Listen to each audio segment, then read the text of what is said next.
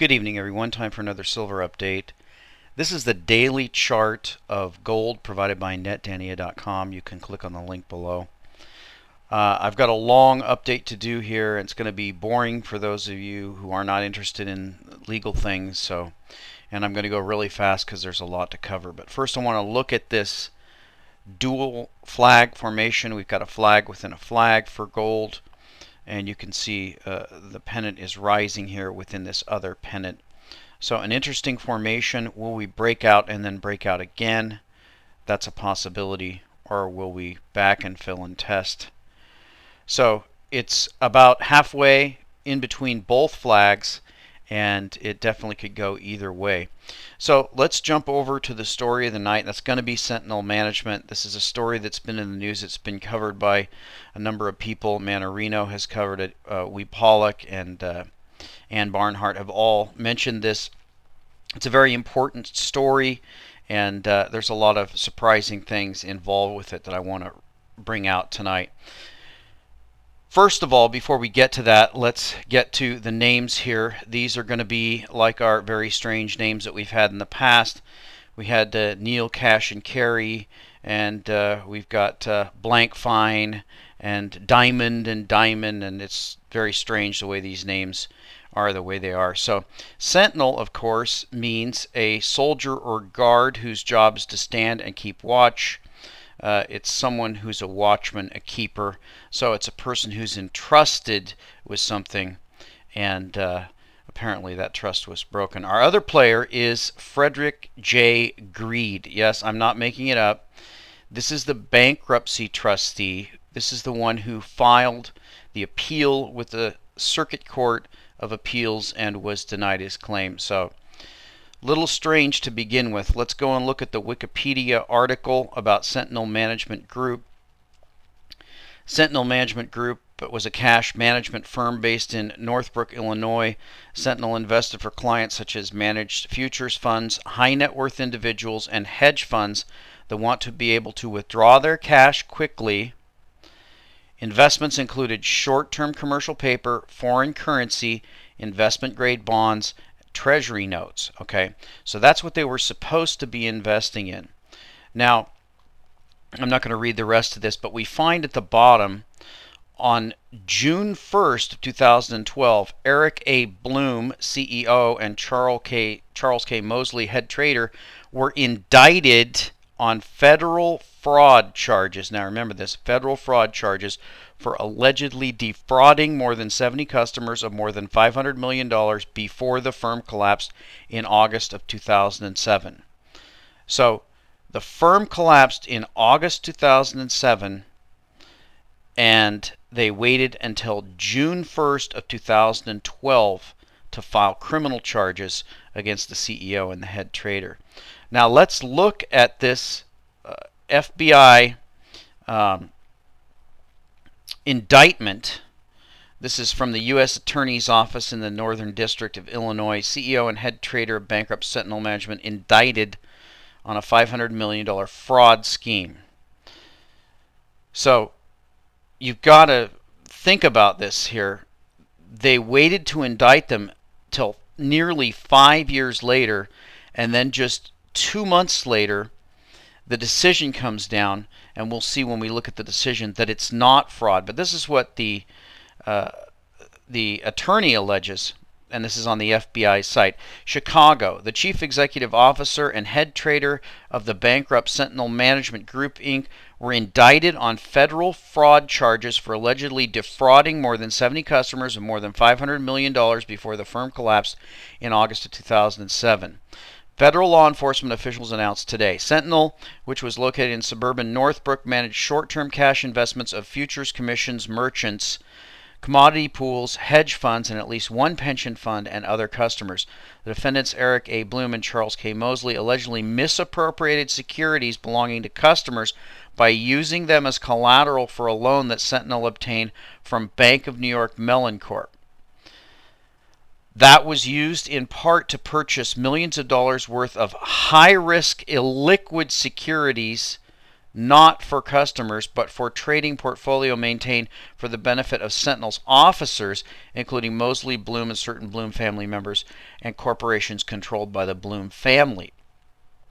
So right there is a discrepancy. We saw that they supposedly invested in safe short-term, but here it says they're high-risk and illiquid securities. So that's a very interesting discrepancy there. We see here that these high-risk illiquid securities, now remember this happened when the credit crisis began, and some of these illiquid securities were collateralized debt obligations. And so when the credit crisis began to occur, these were illiquid.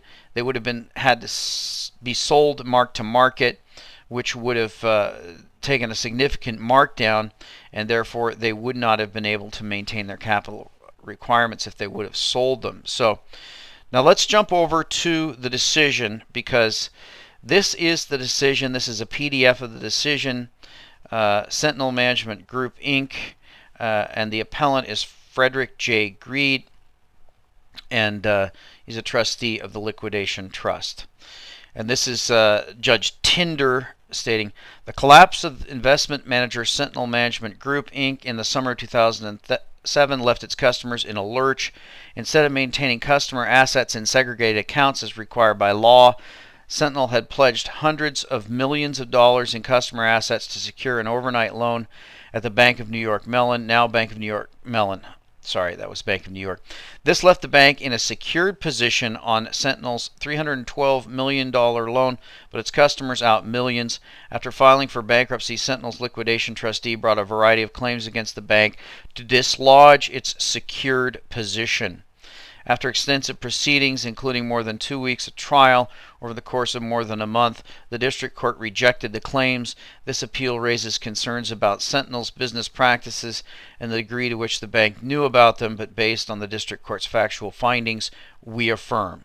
So the Court of Appeals has affirmed the district court finding that the claims of the Bank of New York Mellon are secured and they can't be set aside as secured, which is what they're trying to do. The appellant is trying to set aside the claims of Bank of New York Mellon, because what it's going to come down to is the bank is going to get their money and the customers are going to be out of their money. So I want to go to some things that I've highlighted, and this is very complex, so I've made some notes here, and just to remind myself. Now, the court states Sentinel's customers weren't typical investors. Most of them were futures commission merchants. And I want to show you that real quick here. That's called an FCM, and FCM is regulated by the CFTC. You can see this website is the cftc.gov, and these are the regulations for the futures commission merchants. And we actually want to look at the requirements. First of all, there are a number of requirements for futures commission merchants, and these are regulated by the CFTC. They have to meet minimum net capital requirements, and they have to have regulations about how they hold the customer funds, and then they have other disclosure requirements. Now, the thing I wanted to get to here is the, well, I seem to have lost that. Let me find that.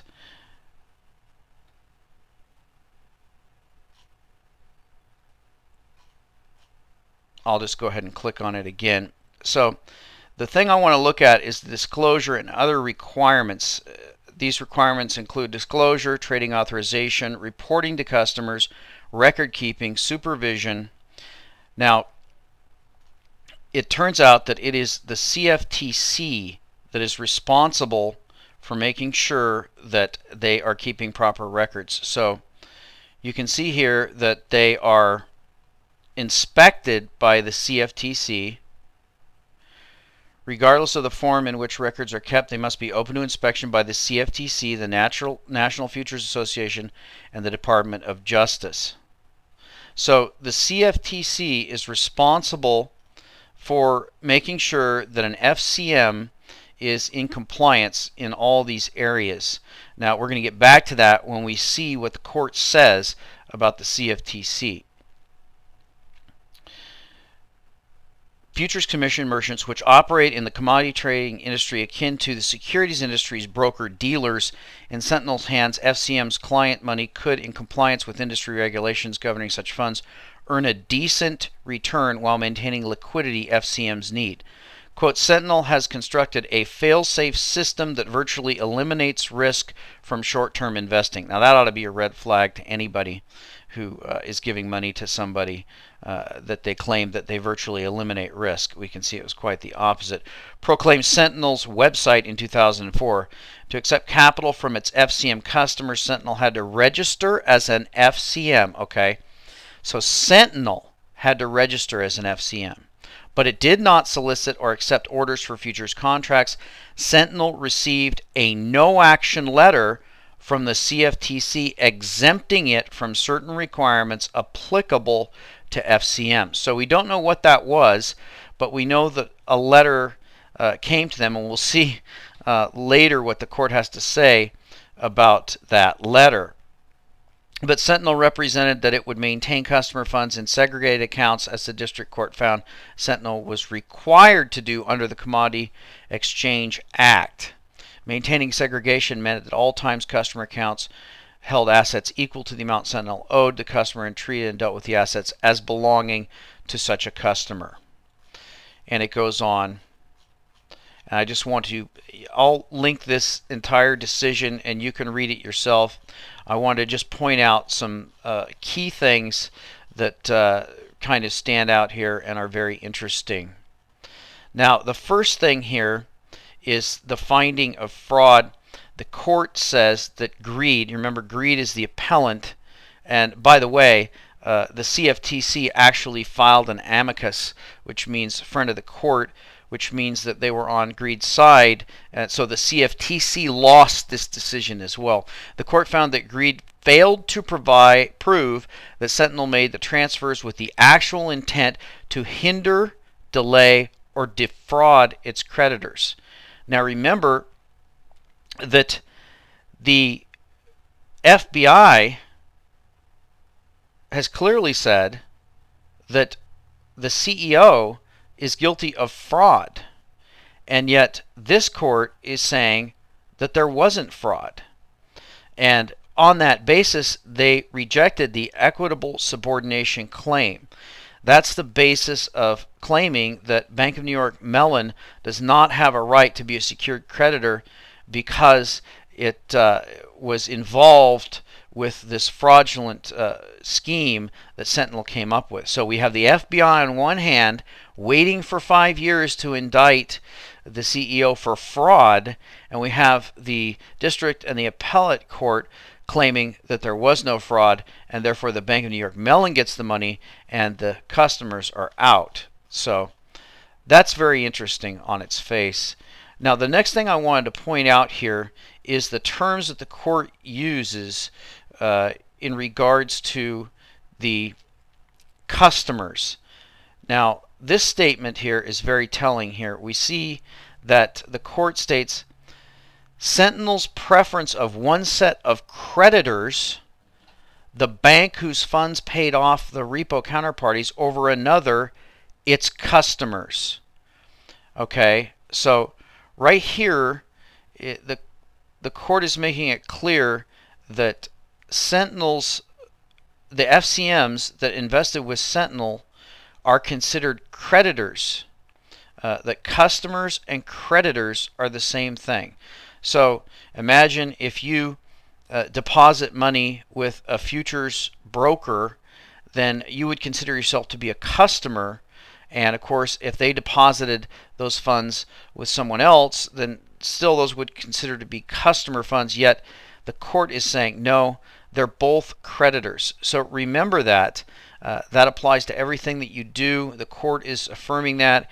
If you go down and deposit money in a bank, you consider yourself a customer of the bank, and that's your money, when in fact you're actually just a creditor of the bank. And we'll find out here that certain creditors are more important than other creditors. So the court is using that term creditor. Now, on the next line, the court uses, that I'm going to cite here, the court uses the term customer. Sentinel's transfers within the account structure at the bank doesn't alone require a finding that Sentinel intended to hinder or delay or defraud its customers. So are they creditors or are they customers? And then the next one is investors. Greed doesn't suggest Sentinel ran a Ponzi scheme, but asks us to apply a fraud presumption. Well, you don't need to apply a fraud presumption if you would have just, if the FBI would have just simply indicted Sentinel earlier and convicted them in the 5 years they had to bring the charges. We wouldn't have to talk about a fraud presumption. We'd have a fraud conviction. But anyway, apply a fraud presumption on the basis that Sentinel must have somehow known that the summer 2007 transfers would prevent its investors. Now they're investors. So in one case, they're creditors. In another case, they're customers. And now they're called investors. So which is it? And what is the protection for each? Now, down to some more interesting details that come out in the court decision here. The court states that perhaps the bank should have known that Sentinel violated segregation requirements, but as the district court found, such a lack of care does not rise to the level of egregious misconduct necessary for equitable subordination. So what the court is saying here is that although Sentinel, well, the FBI is going to say Sentinel committed fraud. The court's not saying that. But although Sentinel violated segregation requirements, the bank didn't know that, or we can't prove that the bank knew that. Now, let me give you an analogy, try to make this simple. Imagine if you go down to the pawn shop and you buy a television set and you take it home, and then there comes a knock on your door and it's the police department. It turns out that's a stolen television set, and that television set was stolen, sold to the pawn shop, and then sold to you. And of course the original owner wants his TV set back. Now what are the police going to make you do? Well, they're going to make you give the TV set back to the original owner, and you're going to have a claim against that pawn shop. So the Bank of New York Mellon is you in this case, where they received stolen goods, but the court is deciding that they get to keep them. And the reason why they get to keep them is they didn't know they were stolen. So try to argue that the next time you buy stolen goods and you are required to return them because they aren't yours. They were stolen by another party, sold to another party. So you can see the analogy. Continuing, and as detestable as the bank official's testimony may appear, we are not going to question the district's court ability to able credibility judgments. So it turns out that the Bank of New York Mellon employees were lying. They were caught lying in court, and you're going to see here in this decision, particularly where the court took account of the problematic aspects of the testimony and explained that while it did not always believe the bank officials, the discredited testimony did not lead the court to believe the witnesses were covering up knowledge of Sentinel's pre-collapse mess. Lies are sometimes told as they were here not to help the employer in a lawsuit, but rather to help the employee's career. So it's the individual employee and it's not the firm. Instead of finding that their testimony justified a finding of egregious bank behavior, the district court essentially found that the bank officials were such artless liars that they couldn't have been concealing deliberate wrongdoing. Now that's an absolutely bizarre statement. I've never heard a court in my life render such a statement in a decision. So basically what they're saying is, yes, employees of the Bank of New York Mellon were lying. We caught them lying. We caught them lying about the fact that they really did know that fraud was being committed by Sentinel. But they were so poor at their lies that we're going to attribute that to the employees trying to advance their career rather than the firm lying. Unbelievable. Instead, the bank officials were simply trying to cover up their own incompetence, and incompetence alone, however problematic, won't require equitable subordination. So Bank of New York Mellon didn't lie. Well, they did lie, but it wasn't egregious enough lies to have them give up their claim as secured creditors, which means that since the customers are creditors as well, but they're secured creditors, the Bank of New York Mellon gets to keep the TV set and the original owner is out.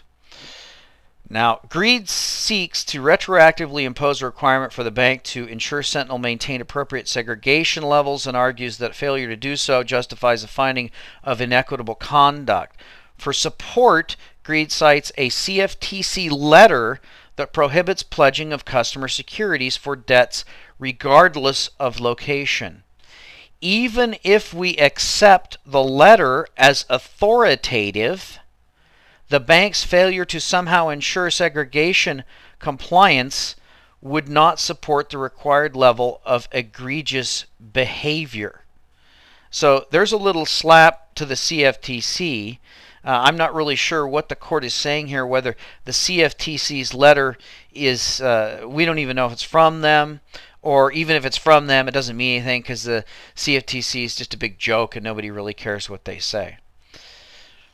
And so that's just another shocking slap in the face to the CFTC. And of course, here's the final decision. We affirm the judgments of the district court. So there's a lot of red flags here. I hope that explains it. It's a very complex matter, but then again, it's very simple. Customers' funds, again, were pretty much stolen.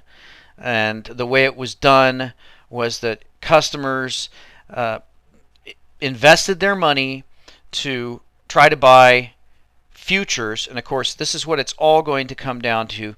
This is what PFG Best, MF Global, and now Sentinel Management, this is what all comes down to, is that if you invest money with a futures broker, then in this case, the money was invested with another company, and that claimed that it had very low-risk short-term securities when in fact it was investing in very dangerous derivatives.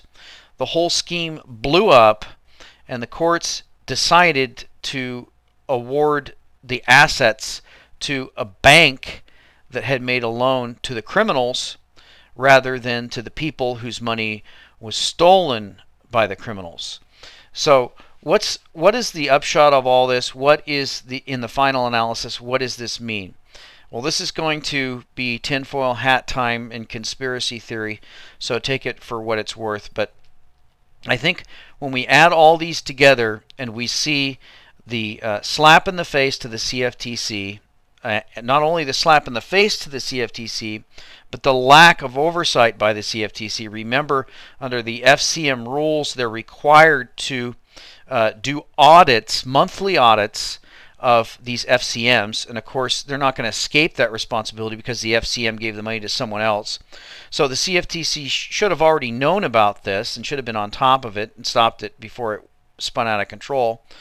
But not only that, the court has slapped the CFTC and said they're not even relevant. We don't even care what they say or think. And we're not even going to bother to read their letter or determine whether it's relevant here. So the CFTC, again, gets a black eye.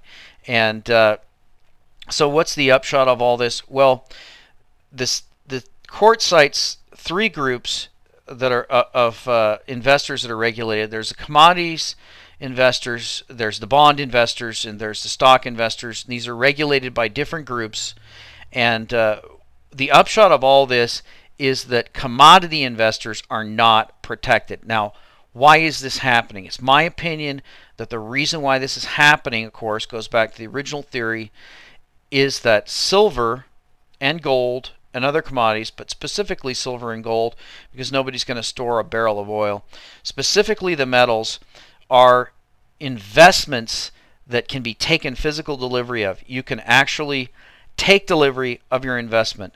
Now, the futures exchanges are the markets that allow us to take delivery of these commodities. Commodities are going to be the Achilles heel, specifically gold and silver, and even more specifically silver. They're going to be the Achilles heel of the banking system as people flee from paper assets and invest in hard assets. So what we're seeing here, in my opinion, is another blow to the CFTC, the regulator of the commodities markets, and the commodities markets themselves. And the purpose is to discourage investors from investing in these markets, because these are the markets that can break the paper money system. And if we make the regulations so broken, the enforcement so broken, the companies so corrupt that all investor confidence is lost, then of course we're not going to see the millionaires and billionaires flood into the futures markets where they can actually take delivery of a real asset, but they'll be contained and be forced into the paper assets. And of course that's where they want their money. They do not want their money in physical silver. And of course that's the reason why you want your money in physical silver, because ultimately that's going to be the only thing that isn't somebody else's debt obligation. And when the whole thing blows up, you're going to find out that you're last in line. And we'll talk to you next time.